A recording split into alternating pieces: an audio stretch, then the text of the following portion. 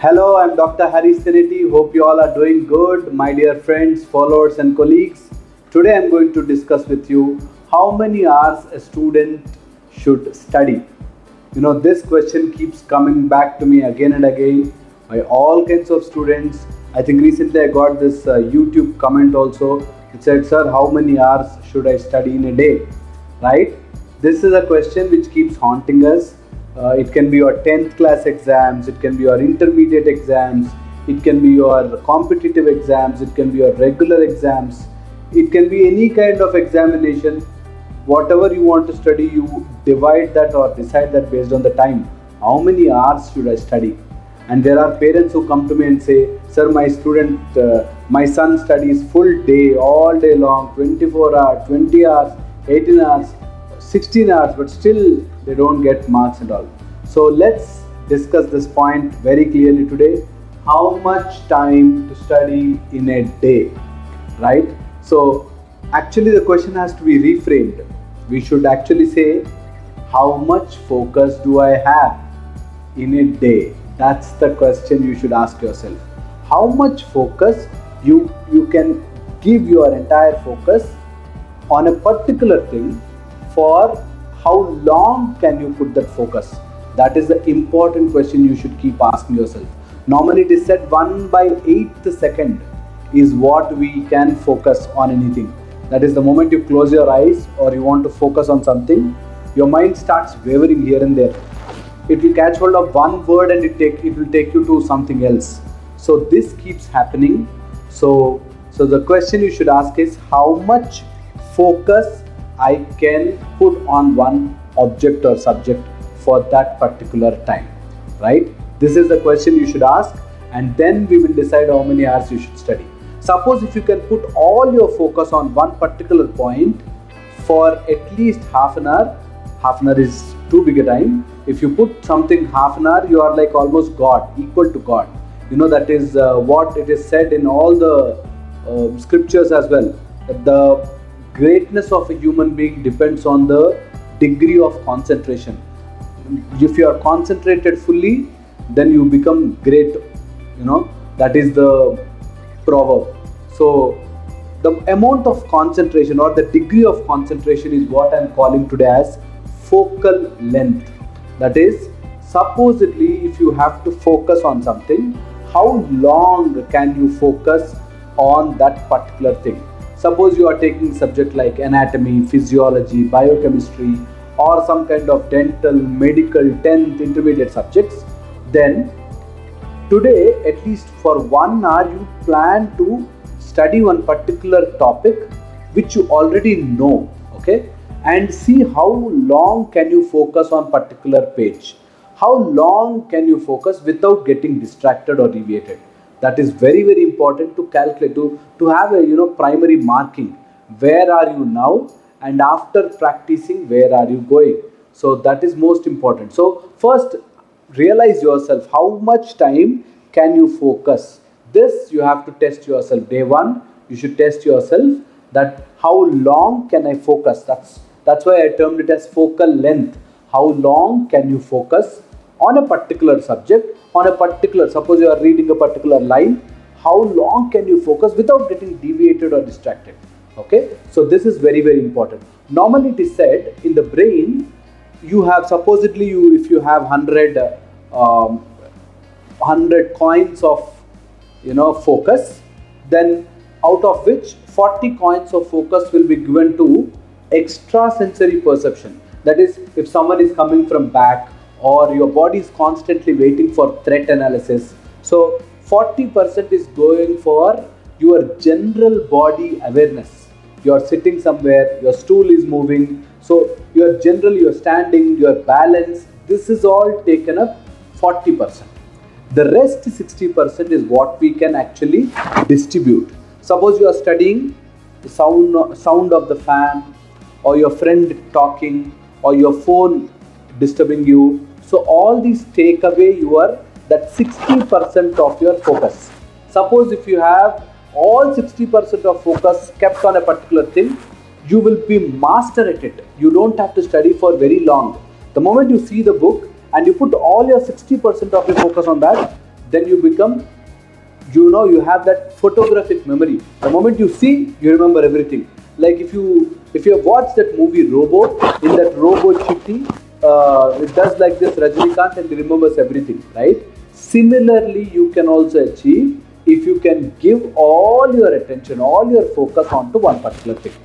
But that doesn't usually happen, and that 60% is given to your friends' thoughts, your birthday parties, your coming up holidays, your weekend parties, or your fight with your colleague, or fight with your friend, or some cricket match. So your mind keeps wavering, and all your focal length is disturbed or given into all the other things rather than on the subject. So even though you put your book open and sit there, study for almost 12-15 hours, but if your focal length is less, then you will not be able to study well. That too in a medical field, medical, dental, all the doctory fields, you need lot of focus. Of course, all the other fields as well, but basically because I am a doctor, I am telling you that all the medical students, dental students, physiotherapy, homeopathy, allopathy, Ayurvedic, you need long hours of focus. Okay, that's very important. So that is what we are aiming at today.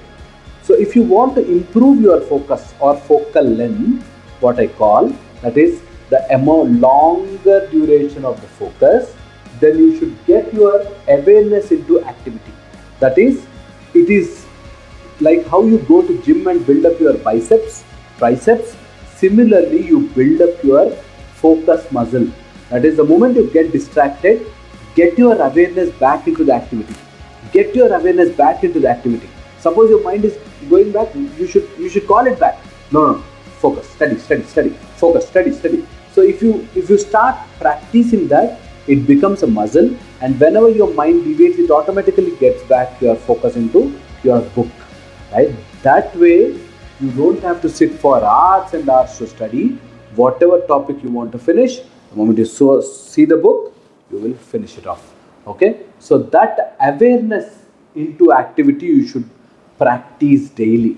That is, whatever activity you are doing, not only studies, whatever activity. Suppose you are mixing alginate, suppose you are talking to your senior, suppose you are talking to your father, mother, friend. Put all your awareness focus into that particular activity. Once your awareness and activity matches, you are in full concentration. Once you are in full concentration, you know by virtue you will master that. Okay. Next is bringing back that concentration by practice only. This will happen only by practice. Next is avoid easy dopamine. You have to avoid easy dopamine. That is, quick surge of that pleasure you should avoid. You should avoid that quick surge of pleasure. Simply sitting and grabbing your phone and opening Instagram is easy. That's quick dopamine, easy dopamine. We don't want that to happen to you. So stay away from such easy dopamines. You scrolling social media, or you talking to your friend is all easy dopamine. Avoid easy dopamine. If you start acquiring easy dopamine, you will really be disturbed, and your attention is always disturbed. So you will never be able to focus if you get attracted to easy dopamine. That pack of chips, that Instagram reels, and that distraction of shorts, or whatever you are doing, if you can get distracted easily, avoid that. Whatever your mind is clinging on to for a long time, avoid it as soon as possible. Avoid it. If you can do this, you are almost like a yogi, you are almost like a saint, right? If you can bring back your attention quickly, that can be done by easy dopamine, stopping easy dopamine, right? Do not get into easy dopamine. You will really feel after some time you will really feel sadness, drowsiness. You will never get excited again. So easy dopamine you should avoid. So the next important point is, do not measure time. Measure the syllabus or portion. Suppose you want to read 2 pages, Don't worry about the amount of time it took for you to read, but understand the concept so thoroughly that again you don't have to go back to that syllabus. Suppose you are reading one chapter, read that chapter thoroughly. Don't look at the time, okay, 9 o'clock to 10 o'clock I will study. It will never work out like that. Always study in the form of syllabus, always study in the form of portion. I have to finish this much portion for today. You can do it in the night, you can do it in the morning, you can do it by running, jogging, sitting in a bus, wherever. But portion you should remember, that syllabus you should finish. Okay, if you can do this, you don't have to spend your time studying hours and hours in the room. Okay, decide on a portion. Suppose you have 300 pages of a book, 300 days, every day one page. Suppose you don't want to sit every day one page, 150 days, 2 pages. Suppose you don't want even to spend that, 3 pages, 75 days. Like that you divide the subject, each subject into so many pages, so many chapters, and I have to read this chapter today. If you can divide your time into that portion or syllabus based, then I'm sure you will not suffer studying. Otherwise you suffer from inside. Still have to study half an hour, still have to study 1 hour, still have to study 2 hours. Okay, so if you can study this portion, okay, this portion I have to finish, this portion I have to finish, then you will enjoy the subject. At the same time, you don't have to worry about the amount of time you are sitting in front of books. The next very, very important rule is 10, 15, 10 and 5 rule. This is really fantastic for those who want to learn quickly. 15 minutes of study, 10 minutes of revision and 5 minutes break. This is very, very important. Read for 15 minutes. Suppose you are reading 3 pages or 4 pages. Read for 15 minutes. Give break for 10 minutes. Revise for 10 minutes and give break for 5 minutes. That will actually fix everything in your mind. So 15 minutes you read, 10 minutes you revise, and 5 minutes you take a break, complete break from that. Okay. Next important rule is LRW rule. That is learn, read or revise and then write it. Write it. Number of times you write, you will actually know how exactly to write in the examination. This is especially important for theory exams. Suppose you are writing first year, second year, third year, fourth year theory exams. Learn, read and revise. Suppose you are learning something new, learn it, then read it again and revise it again number of times, then write it. If you can write it, you will write it exactly as you are writing in the examination. And you come back, whatever you have written, you just revise it, see where you have missed it and add those points and write again. So learn, read and revise and write rule is the best rule for theoretic examinations, theory exams. Okay. Next is 1:4:8 rule. That is on day 1 you will study, day 4 you will study the same topic. Suppose some topic is volatile, some topic like anatomy and biochemistry, which when you are reading you feel, I remember everything. But when you are exactly in the examination, you will forget everything. So that 1:4:8 rule it works like miracle for you.